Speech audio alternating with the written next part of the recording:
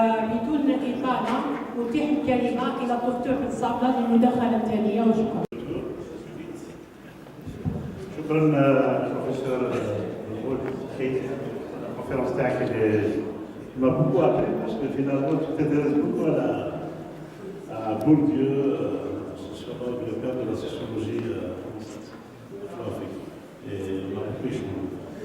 Bien, juste tout à l'heure qui a intervenu l'ancien de l'USSTS, c'est juste par rapport à la différence entre l'handisport et le sport adapté. La nuance, elle s'applique sur le paradigme, c'est-à-dire l'handisport, c'est destiné à tout citoyen qui a eu un accident de route, il a perdu sa jambe, il a perdu son bras, etc. Le sport adapté, il est destiné à la personne qui est née avec le handicap. Donc c'est un paradigme qui est énormément travaillé dans la chaîne de la déficience d'une façon générale. Donc la deuxième partie du briefing, je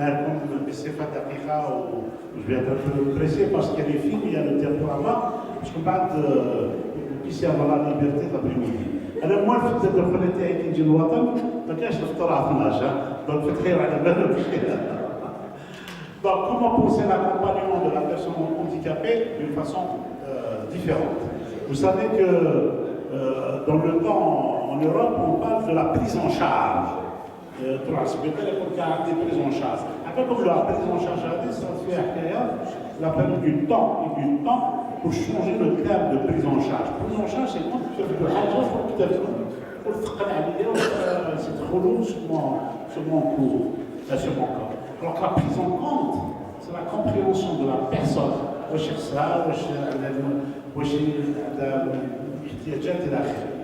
Donc comment penser l'accompagnement de la personne handicapée. Donc il y a la présentation de l'AUM, bon je vais être très très bref parce que c'est pas intéressant pour vous. Moi je viens de l'AUM 54, ça veut dire que c'est une association qui est aujourd'hui une entreprise, qui est le premier employeur dans le département 54. Nous avons démarré en 1957 avec 5 parents. C'est pour vous dire qu'il faut garder espoir, il faut aller en avant, ça marche. 5 parents ont créé une institution qui accueille une crèche des enfants déficients. Des enfants déficients. Une crèche qui gardait les enfants pendant l'après-midi ou la matinée. De fil en aiguille, ils ont créé la première institution qui s'appelle l'IME Carré. Donc c'est un CPP, l'équivalent de CPP en Algérie, donc qui est l'Institut médico-éducatif, qui accueille actuellement 125 enfants en journée.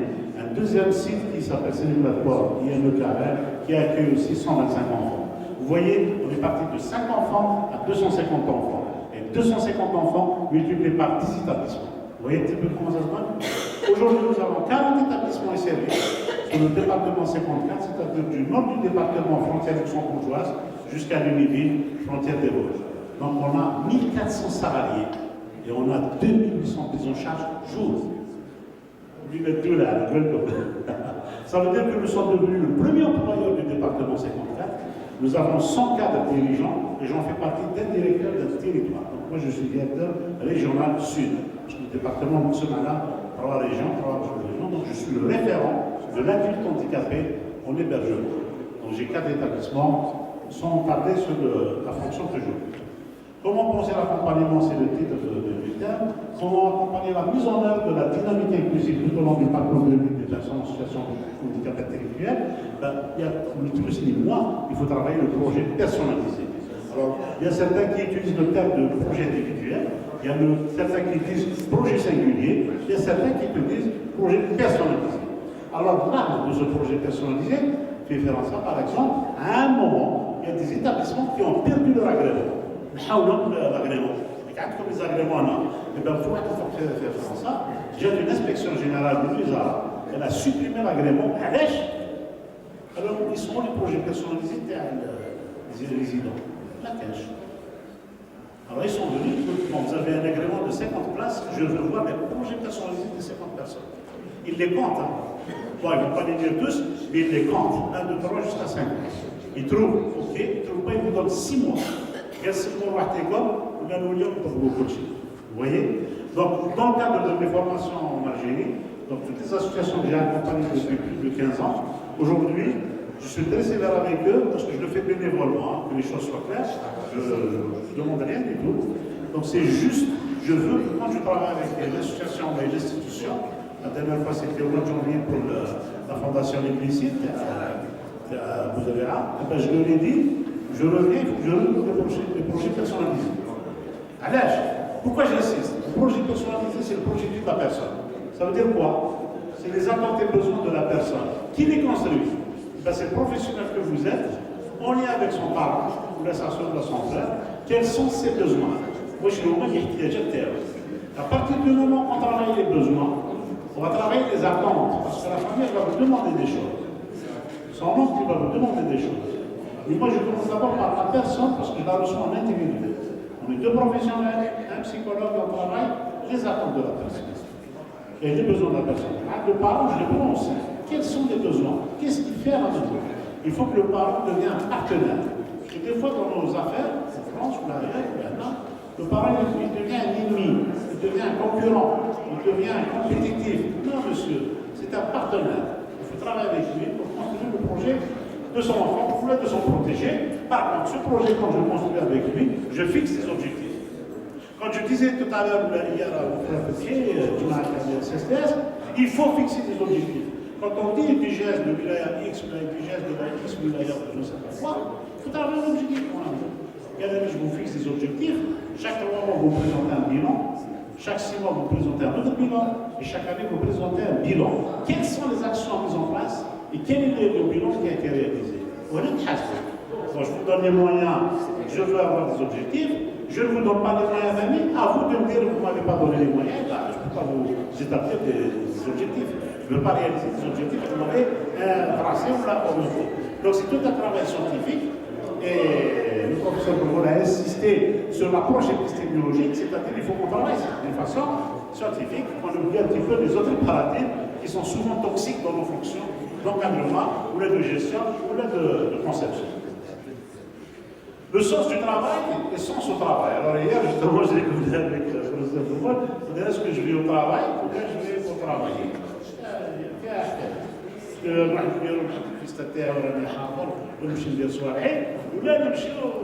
Je donne le meilleur de moi-même pour répondre aux besoins de l'institution.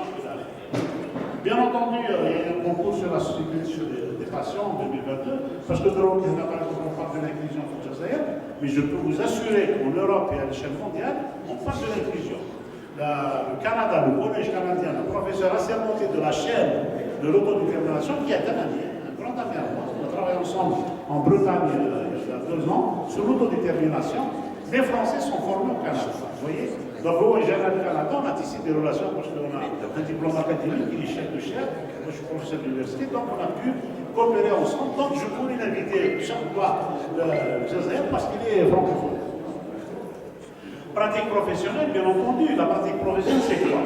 Alors, la pratique professionnelle, c'est ni plus ni moins. Vous êtes tous ici des professionnels, mais bien entendu, vous êtes tous différents des uns et des autres par rapport à votre métier. Donc, tout à l'heure, il y a un collègue qui est sociologue ici, mais il y a un collègue qui est psychologue, il y a un collègue qui s'occupe du protocole d'organisation de la journée, il y a le directeur de l'institution, il y a le directeur général de l'école, il y a le sous-directeur du ministère, il y a le ministère qui est représenté, il y a le président de l'association, il y a le financier, il y a le sportif international, il y a l'étudiant, il y a le bénéficiaire. C'est-à-dire la société représentée. Et il y a les médias, bien entendu, il y a les journalistes, etc. Donc si vous voulez, la pratique professionnelle, à un moment on va faire une conférence là-dessus, il faut qu'on travaille sur le sens des pratiques professionnelles au vu de la loi. Un de mes mémoires académiques, c'était le sens des pratiques. Quel est le sens des pratiques que vous avez aujourd'hui au RGI par rapport à la loi du ministère concernant les CAT, concernant les établissements, concernant les universités, peu importe. Comment nous travaillons aujourd'hui? Est-ce qu'aujourd'hui il faut construire une université avec du marbre? J'ai visité pas mal d'universités algériennes, parce que je vous dis, je travaille aussi dans le cadre de coopération, de collaboration avec les universités de l'Est d'Algérie et d'Afrique, de Gigel, de Constantine, d'Afrique. Est-ce qu'on construit juste une université ou bien on va produire des publications internationales? C'est ça le schéma, c'est ça l'exercice qu'il y a. Et à un moment, il faut qu'on trace pour aller. Parce qu'à l'âge, on a construit, on a des labos, on a des lumières, on a de l'intelligence. Il faut qu'on arrive à publier les expériences qu'on réalise, il faut qu'elles soient publiées. Parce que pourquoi? Parce que si je prends le cas des sportifs, ils ont pris des médailles à Tokyo. Et au moins ils ont publié. Et tu as publié quoi? Oui, tu as publié. Donc vous voyez un petit peu. Donc soit je stigmatise une personne handicapée, je ne prends pas en compte, soit avec l'université, il dit non. Donc chacun est appris aujourd'hui en tant que posture professionnel à donner son meilleur de soi-même pour faire évoluer la machine, pour faire évoluer les objectifs que le pays nous demande, que le drapeau, de part et d'autre de cette salle, attend de nous, parce que c'est une obligation, c'est un serment. Bien entendu, les stagiaires, il ne faut pas les oublier, les stagiaires. Les stagiaires ici, c'est les étudiants. Donc je m'adresse à la communauté universitaire, les étudiants. Et bien, ce sont la relève. Hier, j'ai discuté avec, avec des étudiants à la bibliothèque. Ben, c'est eux la relève. De temps en temps, je discute avec eux d'une façon un peu plus tard, parce que je veux les booster, je veux qu'ils aillent loin dans leur démarche intellectuelle. Il ne faut pas juste qu'ils restent au 1+1 égale 2, à la réflexion systémique basique. Non, il faut se projeter. Il faut se projeter vers le futur. Il faut y aller plus loin dans la conception intellectuelle.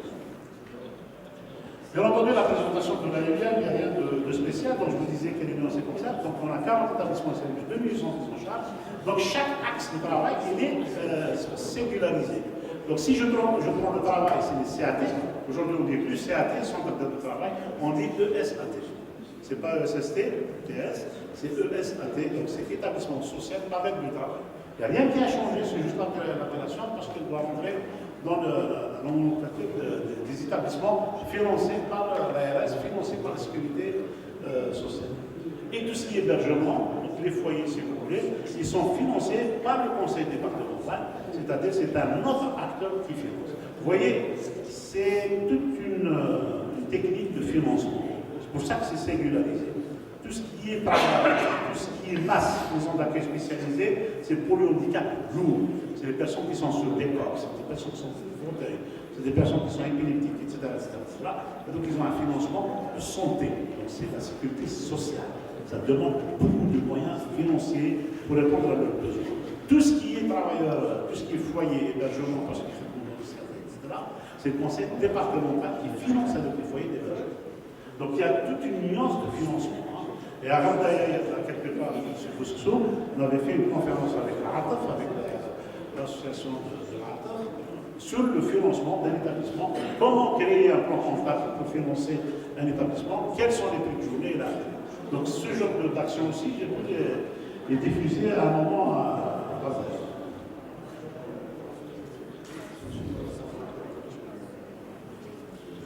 Voilà, donc ça revient un petit peu dans la logique du territoire. J'insiste énormément parce que le territoire, par exemple, d'Alger, c'est un territoire. Le Bouéra, c'est un autre territoire. Santena, c'est un autre territoire. Mais il ne faut pas qu'il y ait, il faut qu'on aille sur le travail collaboratif, c'est-à-dire que je sois à l'est, à l'ouest, au sud, au nord, il faut qu'on se retrouve pour réfléchir. On l'a fait ce matin dans le bureau du directeur général de M. Capone. Ça nous a permis d'échanger brutalement peut-être, bombardant peut-être, mais ça nous a permis de se dire les choses d'une façon très simple et très concrète. Il n'y a pas de jugement, il n'y a pas de jugement, il y a rien. Quels sont vos problèmes, quels sont nos problèmes, qu'est-ce qu'on peut faire, qu'est-ce qu'on ne peut pas faire, etc. Et ce que disait tout à l'heure le professeur Lebrun, il faut qu'on sorte aujourd'hui avec des axes d'orientation pour se dire voilà comment on va travailler demain. Si on ne peut pas demain, après, il faut qu'on se fixe des dates. Et je le meilleur management des équipes, des structures, des établissements, des institutions, c'est la planification. Vous allez voir un peu là-dessus, c'est la planification, le plan d'action, et comment on va réaliser les affaires, et comment on va les évaluer.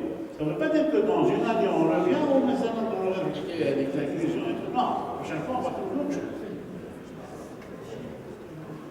Bon, les conventions, bien entendu, comment travailler. Je suis spécialiste d'une matière, mais peut-être je ne maîtrise pas une autre matière. Par exemple, le sport, peut-être le professeur Bourgogne, il est plus académiquement parlant compétent dans ce domaine. Donc je vais travailler avec lui. Le Khoré au ministère de la Jeunesse et des Sports, peut-être il est beaucoup plus formé comment faire des référentiels métiers formation. Parce qu'il est beaucoup plus à l'aise dans ce domaine. Le Khoré à la santé, il va s'occuper comment un spécialiste en santé va accompagner une équipe de sportifs. Vous voyez ce que je veux dire? Le Khoré il est psychologue, le Khoré il est sociologue, le Khoré il est anthropologue, le Khoré il est architecte. quand vous trouvez Pierre Bourdieu, quand même, qui est le père de la sociologie française, et qui a travaillé dans la ville de Tizi Ouzou avec mon frère, que je connais très bien son fils, l'inspecteur général des Arabes, vous vous rendez compte que ces théories qui se font aujourd'hui dans le monde entier, la vraie technique de la sociologie française, vous imaginez? C'est-à-dire, c'est un gisement, l'Algérie, c'est un gisement. L'histoire, il y avait du pétrole et du gaz, c'est faux, les amis. L'Algérie, c'est un gisement socio-culturel, intellectuel. Il y a beaucoup de choses qui sont pratiquées ici. La hiérarchie sociale des mammifères, les grands spécialistes ont travaillé beaucoup plus en Algérie. Et c'est devenu des théories qui sont déclinées à l'échelle européenne et à l'échelle occidentale. Je vous assure que c'est ça.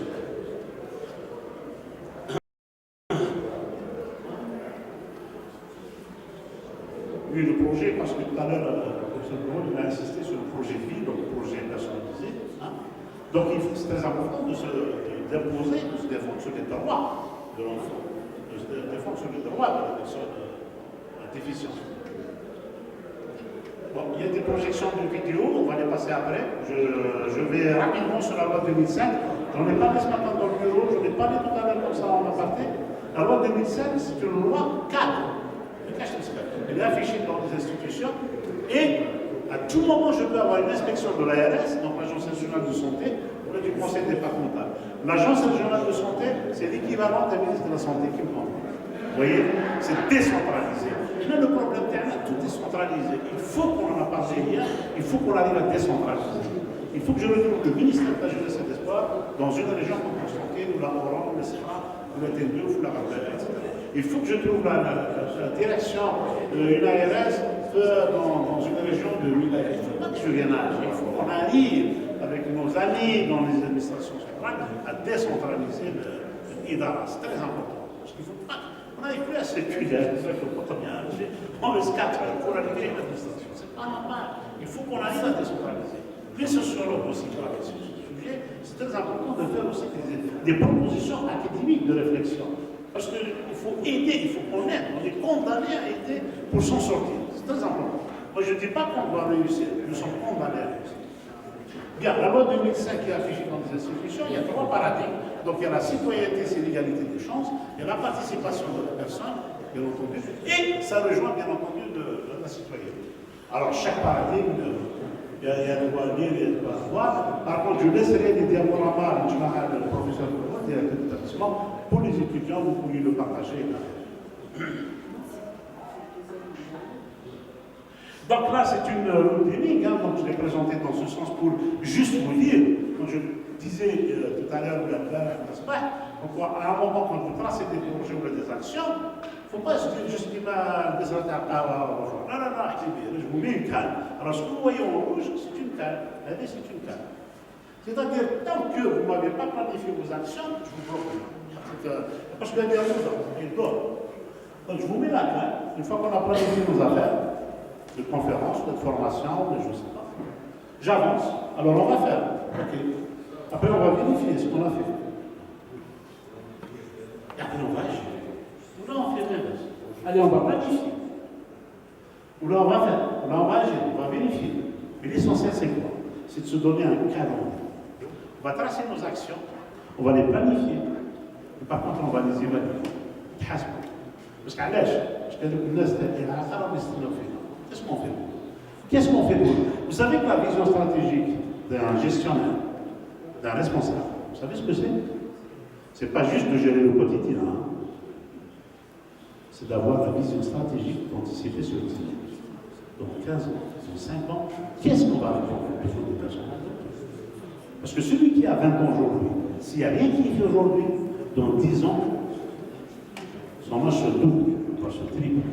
Et en Europe, et en particulier en France aujourd'hui, vous savez, grâce à la médecine qui a fait des réussites au niveau de la recherche pharmaceutique, eh bien, on est arrivé au carrefour que la personne prisonnière qui est décédée à l'âge de 20 ans, aujourd'hui elle décède à 60 ans, et le parent il a 80 ans. Et quand il quitte le CAT ou le foyer, il y a 2 personnes âgées dans un foyer.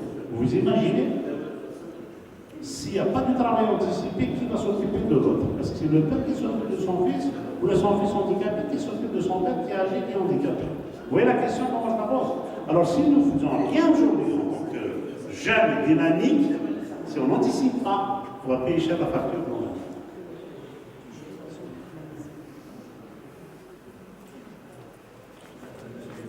Donc ça, c'est la charte des droits et libertés, hein, qui a rien de spécial. Il y a 10 commandements. C'est le droit de la personne, l'accès à la culture, l'accès à la religion, l'accès à la sexualité, l'accès à la cité, etc., l'accès au sport. Parce que l'accessibilité, souvent les spécialistes parlent de l'accessibilité par les marches d'escalier. Non, l'accessibilité, le S3A, c'est-à-dire le A, c'est l'accueil, le A, c'est l'accompagnement, le A, c'est l'accessibilité.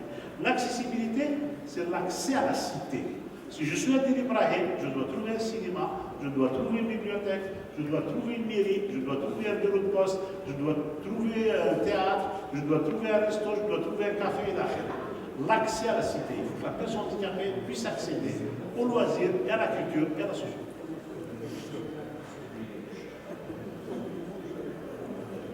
Bien entendu, l'accompagnement de la personne, toujours, on est dans l'air. Donc ça, vous l'avez tout à l'heure, la ségrégation, vous voyez, c'est représenté par des signaux, le fauteuil handicapé, la RDF.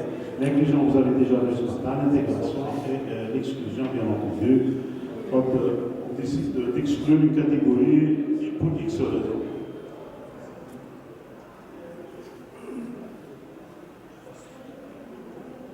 Oui, mais c'est important, par exemple, quand on parle d'émotions, il faut toujours se donner une définition. Projeter, essayer de vous projeter dans le but de lutter contre la terre. Donc, projeter, c'est la projection. Qu'est-ce que je vais faire demain? C'est quoi mon projet pour demain?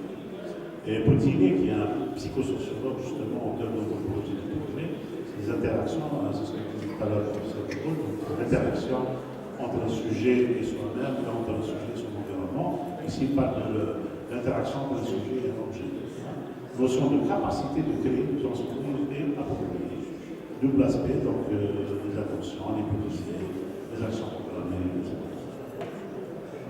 Accompagner, donc on parle beaucoup d'accompagnement, d'accompagner, c'est quoi? Dans l'étymologie, ça vient du compagnon, étoile sourde, je ne sais pas comment on dit. Notion de continuité, relation de compagnonnage. Dans le temps, l'interconnaissance et confiance réciproque entre accompagnateur et accompagné. Cadre du travail social, accompagnement, c'est la relation d'aide continue, sans contrainte, auprès de l'individu accompagné. Alors, dans le S3A dont je parlais tout à l'heure, donc tous les magasins, par exemple, de l'autre côté en France, par exemple, les mairies, les postes, qu'est-ce qu'on a fait? On a sensibilisé ces acteurs, la préfecture, la préfecture. On les a formés, on leur a donné un diplôme, et un jour, le S3A, il y a un PIS. Le PIS, ça fait deux visages. Il y a un qui est dans la lumière et un qui est dans l'ombre.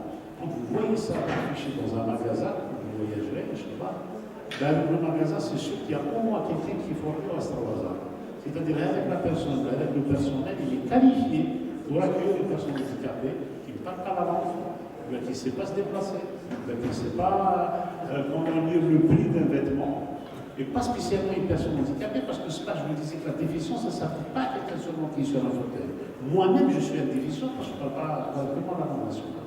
Donc, il me faut quelqu'un dans le magasin avec, parce que je ne connais pas, je suis une mère de 80 ans, chaque fois que je sais, et bien avec la personne qui m'a qualifié, doit maîtriser comment expliquer le prix à la mamie de 80 ans.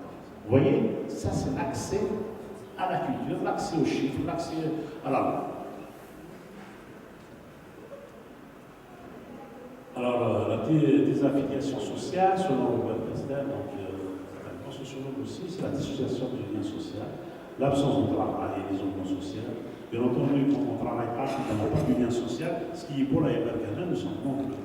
On est en train de discuter, on est en train d'échanger. Et j'ai oublié de vous dire une chose, je ne suis pas en capacité aujourd'hui dans mon rôle d'être professeur. Non, je suis venu pour échanger avec vous, on va échanger l'après-midi, parce que ici je suis venu aussi apprendre ce que vous savez faire.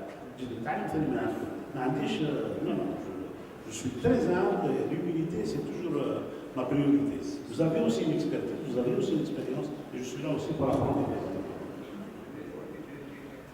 Bien entendu, là, donc, c'est tout ce qui est sous personnel, oui, tout à fait comme ça. Tout ce qui est besoin, Bon, ça, c'est les besoins d'accomplissement. C'est une pyramide. Hein, donc, il y a les besoins physiologiques, les besoins de sécurité, les besoins d'appartenance, les besoins d'estime, les besoins d'accomplissement. Si je me réfère à la grille, à la pyramide de Maslow, il parle de besoins alimentaires, de besoins sexuels, de besoins sociaux, de besoins sanitaires. Alors, les deux aspects pour la personne en situation de handicap, donc c'est parcours de vie et parcours de santé.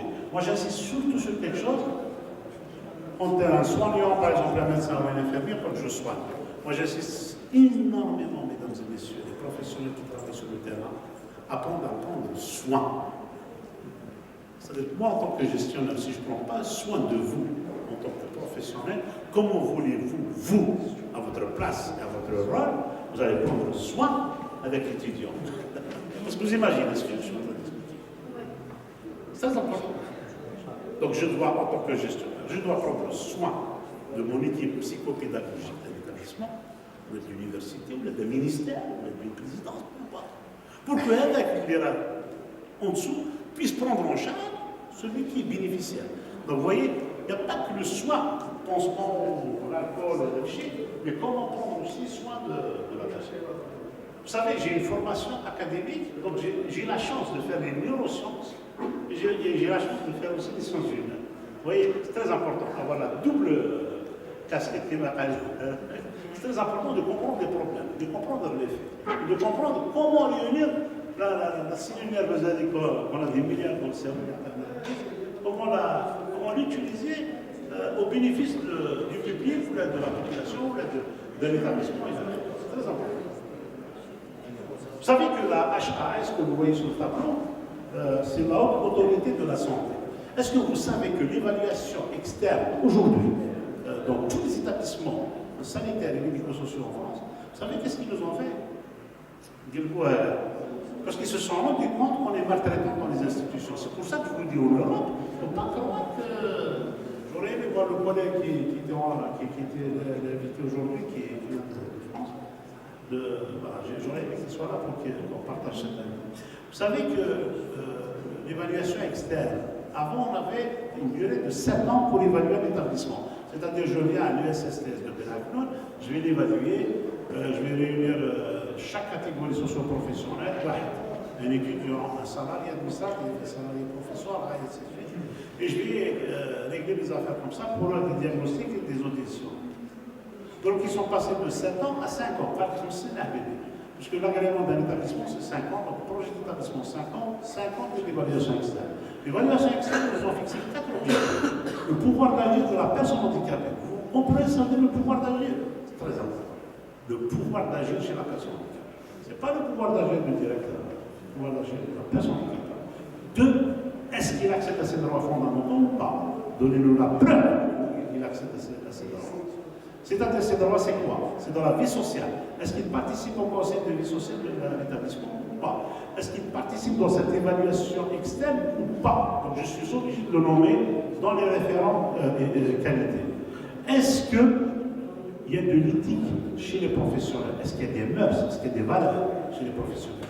Et bien entendu, je passe de 7 ans à 5 ans pour évaluer l'établissement. Évaluation externe, le bilan de l'évaluation externe va arriver chez l'ARS, donc l'Agence régionale de santé, et c'est elle qui dit est-ce qu'on va vous renouveler votre agrément, on va vous doter du budget ou pas.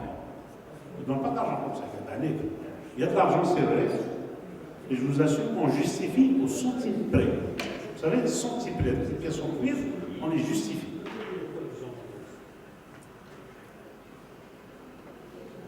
Bien entendu, donc, si on parle de pas mal de paradigmes, donc la rupture par rapport à la cessation soudaine et marquée de la situation donnée, cesser d'entretenir des relations, transition. Bon, ça c'est une définition, hein. J'ai essayé de vous donner pas mal d'informations sur tout ce qui est définition de la logique dictionnaire, il n'y a rien de spécial. Le Lilouba, effectivement, c'est un spécialiste qui a travaillé énormément, il a beaucoup publié sur des bouquins d'UNO, hein, concevoir des plateformes de services et relations sociales.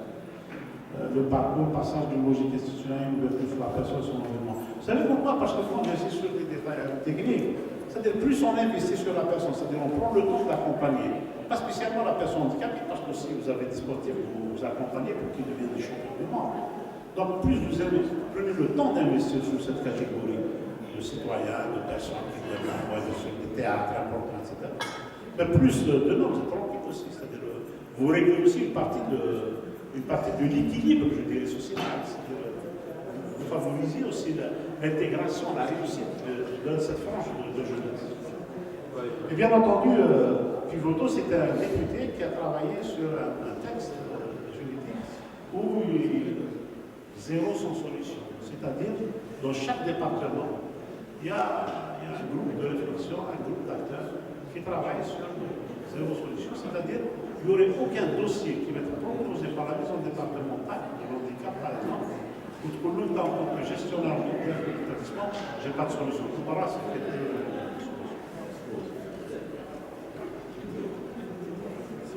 l'efficience de l'accompagnement, ah oui, mais pour arriver à l'efficience, il faut d'abord travailler l'efficacité. L'efficience, c'est le niveau supérieur. Donc, l'éducation handicapée, profession qualifiée, proximité de l'accompagnement, etc. Oui, l'efficience, en fait, c'est en lien avec les référentiels du métier, j'ai insisté ce matin. C'est-à-dire qu'il faut que les personnes soient formées, qualifiées, pour qu'ils puissent exercer une mission.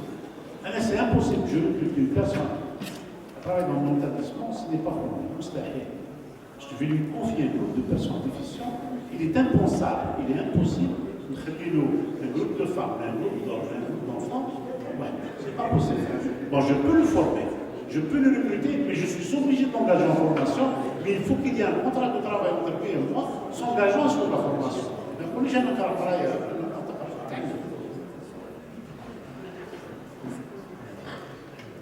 On a parlé de l'exclusivité, de l'inclusivité, sens du travail, bien entendu, il y a beaucoup de théories là-dessus, la relation des individus dans son milieu de travail, le supérieur, le collègue. Là oui, on parle du respect, en fait, hein. Pas de la hiérarchie. Et des fois, même de l'autre côté, on a ce problème, hein. Il dit qu'un simple agent, un collaborateur, et il prend la place du directeur. Et non, mon frère, ça m'arrive de leur dire, écoute, je vous donne les clés, je vous donne le portable, je vous donne le fauteuil, je vous donne tout. Je donne même la voiture telle à telle. Mais il faut prendre tout. Pas de visite avec le fauteuil parce qu'il est confortable. Donc, quand ils sont dans cette situation, c'est ce qu'on appelle en théorie managériale glissement de fonction. Il n'est plus à sa place. Mon ami est là pour exécuter ta mission en toute intelligence. Je vais te former, je vais te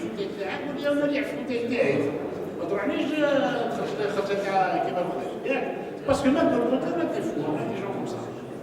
On est dans la déficience, mais il ne faut pas qu'on devienne tous des déficients. Par contre, pour régler ce problème de situation de conflit, il y a quelque chose de conflit, je ne sais pas si vous le faites ici. Donc c'est ce qu'on appelle les IUT. Donc c'est les zones de retien individuel professionnel. On a chaque 2 jours, c'est une obligation réglementaire. J'ai raté de ça. Pas dans mon bureau, parce qu'il faut avec le fauteuil, il faut avec le bureau et tout. Elle a été dans une petite salle, là, qu'elle voit un verre d'eau, un café, on descend. On a avec le caméra, on se met avec une fière dans tes doigts, mais je profite. Je profite maintenant du petit message qu'on dit. Elle se démarre à la guide. Vous voyez? Mais par contre, c'est une obligation réglementaire tous les 2 ans. Je n'ai pas le droit de ne pas le présenter ce travail. Bon, l'évaluation, parce que c'est un système, je suis aussi qualifié pour faire des évaluations externes dans les établissements, de manière générale. Je suis qualifié pour faire des jeux d'établissement, des chefs de service, des directeurs d'établissement. Donc tout ça, c'est en lien avec l'expérience et les formations académiques.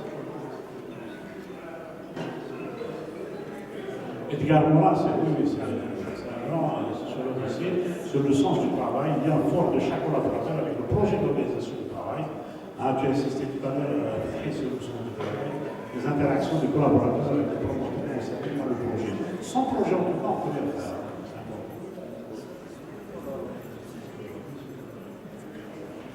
Posture, on parle de posture, on parle de choses du moment de pratique professionnelle, connaissance de domaine de ses besoins. Donc, c'est ce que je disais tout à l'heure, il faut toujours ne pas oublier les notions des besoins des personnes. Voilà, c'est la Covid, on a souffert énormément sur la situation du Covid. J'ai 2 films qui ne prennent pas beaucoup de temps, si vous voulez bien on les passe. L'informaticien, j'espère qu'il est là.